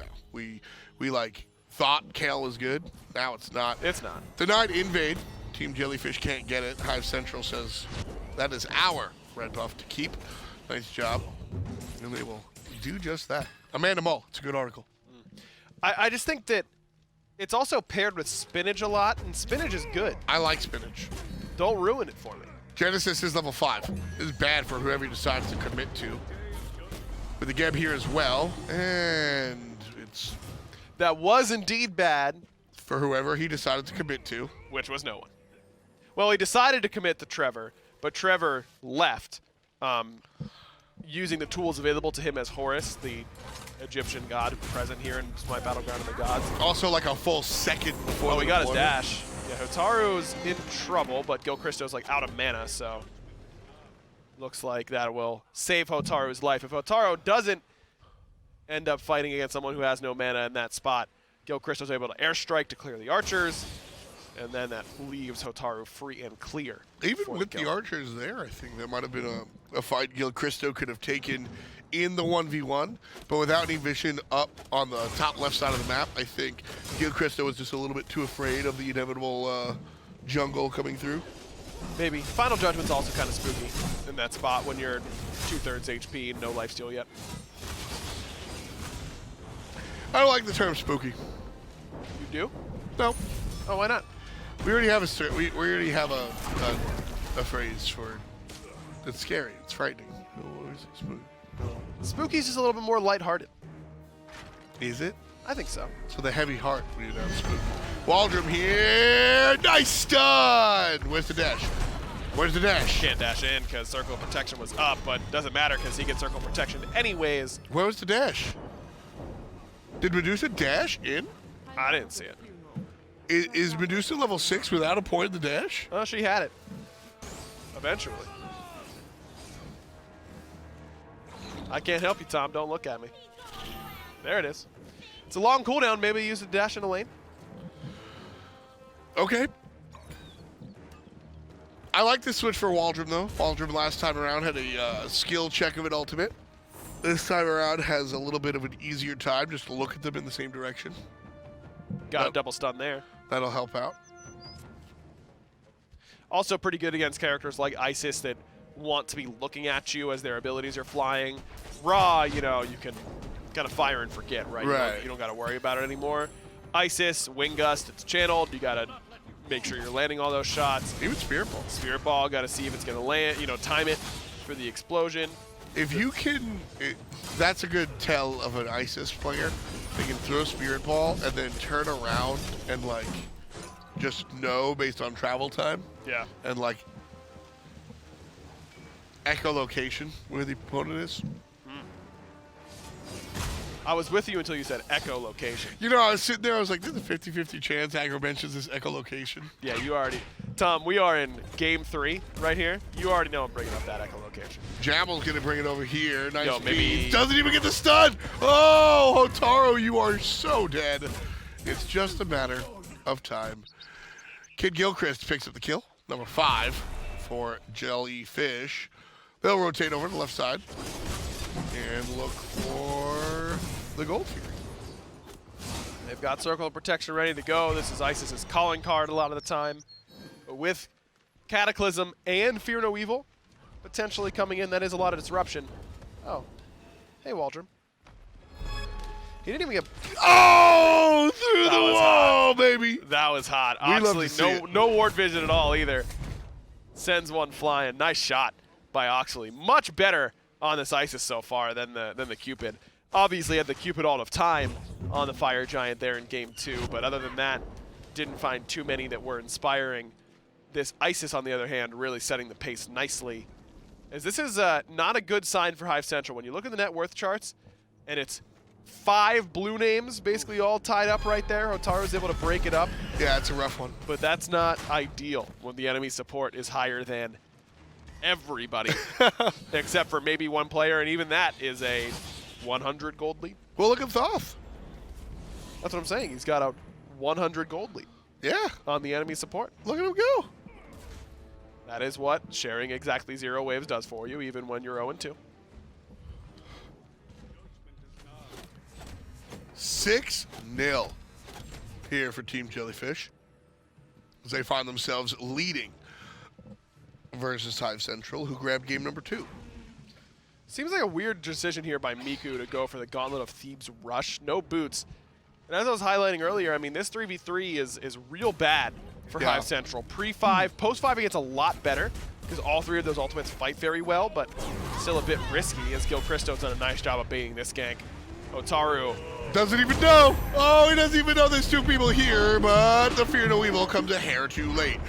Gilchristo's able to pick up the 1, but the monkey will be on the run.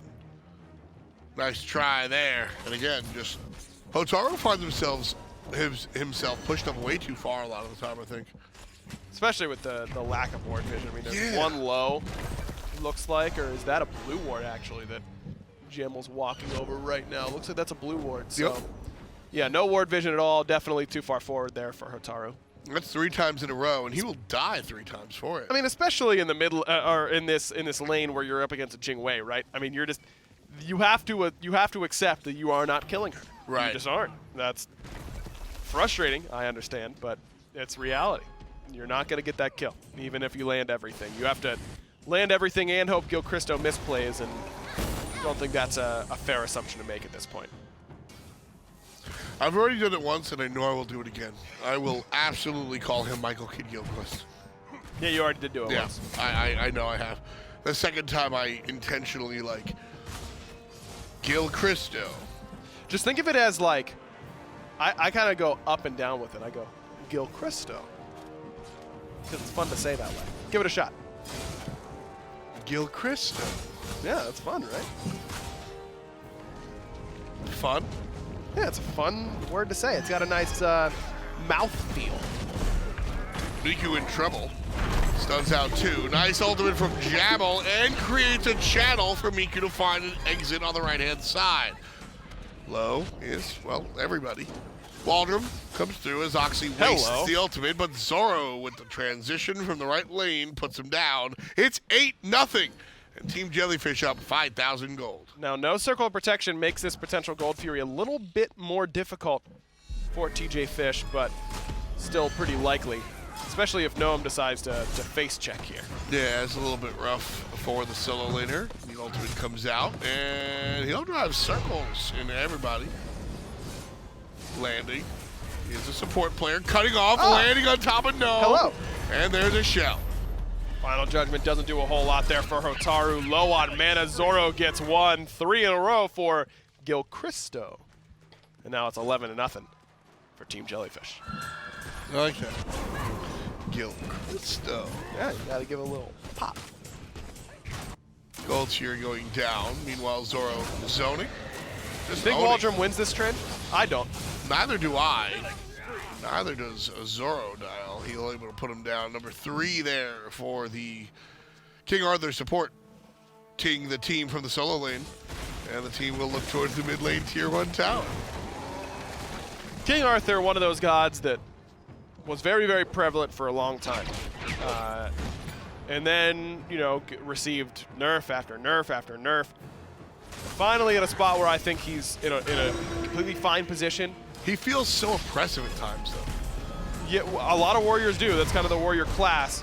When you can give him a lead like this, he still does feel like old Arthur, though. I mean, it doesn't hurt you when you're the King Arthur player and the enemy mid laner just kind of stands and looks at you. But this is where King Arthur still does King Arthur stuff, man. I mean, Zoro rotates in, cuts you in half with two abilities, and then still has his ultimate ready to go. What do? You just can't do anything. King Arthur making sure everybody knows who's in charge. 12 kills for Team Jellyfish. And Hyve has yet to leave the base.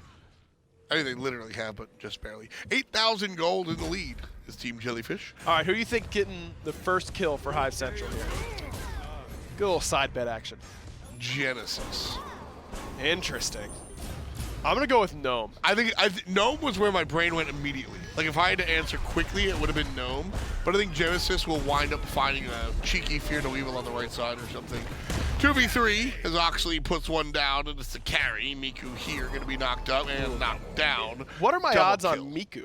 Like, what's my return there? You know? Because that's a much bigger risk for me. Yeah, Vegas doesn't even take that. Okay. Genesis on the run here, blinks away. He'll be good. He'll be good. Gnome on the other hand. Oh, the dash away from the ultimate out of the Cabrakan is nice. And the dodge of the Spirit Ball is arguably nicer. Maybe don't clear the archers? Less nice. There's Jammel. So, Go ahead. Gnome's base is to the north, right? I don't understand the question. Like, Gnome's base is up, like it's red. Oh, yes. So why did Gnome drive towards the blue side? I see your question. Again, to reiterate, you weren't here last Monday. It's because I don't think Gnome cares a whole lot. 15-0. And Team Jellyfish assaulting the mid lane. Jammel gonna wrap around the back end, and Mhiku will fall down. Nice ultimate out of the Medusa for what it's worth. But what it's worth is just not enough. Michael Kidd Gilchrist from the 3-point line. Takes him down. Drives it home. Nobody's even looking at the tower. Kill the tower. Well, you don't get a kill in the kill column for a tower. Kill the tower. There he is. The Hunter's going to dash back and focus on the tower while the rest of the team zones. Zoro taking a ton of damage. And he's popped, and that means the tower should fall down. Tier 2 in the pocket. And Team Jellyfish feeling good. I mean, this is an exorbitant lead, 12K at this point in the game. I mean, you can take whatever you want at this point. Everyone has a massive level lead right now. The smallest level lead is 2, and that still feels like a lot at 17 minutes. Oh, hey, Mhiku. See you. Left side tower under duress. Zoro will tank. Gil Christo will tank. Falls down. More gold in the pocket. The 12,000 gold lead continues to stretch. Zoro pushing forward, and the rest of the team providing him a little bit of help from the back line. Phoenix goes down. The first bird of the game at 17:41 on the clock. Love to see that rush. And Jellyfish will back off. Oxley gets his back stopped, and this could be it, Tom. Gnome here for the kill. Oh, but here comes the monkey. Fear no evil is good. No, is able to get healed up, and Mhiku. I should have done it, man. I knew it. I knew it the whole time. I knew it. I knew it was going to happen. Stupid Vegas not taking those odds. Mhiku, against all odds, is the one to put his team on the board. I knew it, dude. You could tell I was thinking about it because I asked. This has not been a good series of days for me, Tom. I saw that coming. I really thought Genesis was going to get it. Child, I saw him drop that ultimate. No, I mean, Gnome's there. Talu assaulting. I was worried. I thought he had it, man. Yesterday, I lose by 1 point to John Finch in fantasy football. Today. Good, by the way. Okay. Today, I should have gone with my gut, man. I should have gone. I should have. Tough stuff. It's really shaking me to my core. The road to hell is paved with regrets. I feel like that's not necessarily true, right? Like, The phrase, actually, the road to hell is paved with good intentions. I don't think that's true either. It can Not for be. everyone. Not for everybody, but it can be. When you're like, oh, I did the wrong thing for the right reason, that's the response is. But, like, would that send you to hell, you know? Like, I feel like you're going there because you're doing things on purpose that are bad. Like 360 ulting, you know? Maybe not to that. Maybe that's a little bit lower on the scale. I was like, damn, poor Tylern. Tylern's like, I'm sure he's a very nice fella. it's like doubling up on communion today. 20 minutes on the clock here, and we are getting a brief reprieve as the Fire Giant has gone down. As per usual, teams will take a little bit of time to farm everything off the map. And we should be back into the action in just a moment. Jammel. Waldrom's in the action. Yeah, Waldrom's going to be eating it.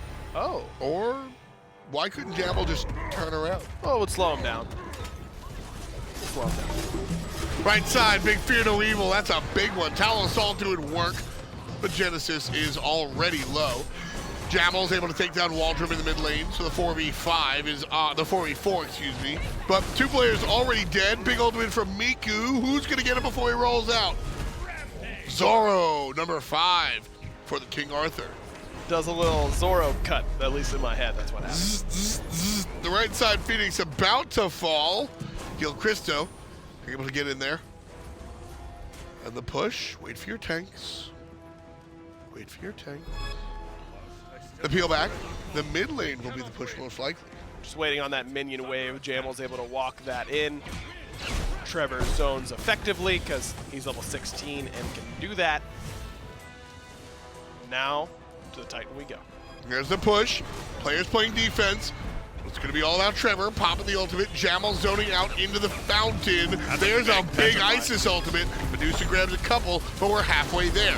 Isis ultimate heals up. This is going to be tough, but 10, and there it is. The Count of El Gil Christo finishes it off 23-1. Team Jellyfish take the set. Maybe you were right, Tom. Just take Zoro off the Amaterasu and let him go to work on the King Arthur, man. He popped that game along with Gil Christo subbing back in and filling in that ADC role instead of Vizahfy there.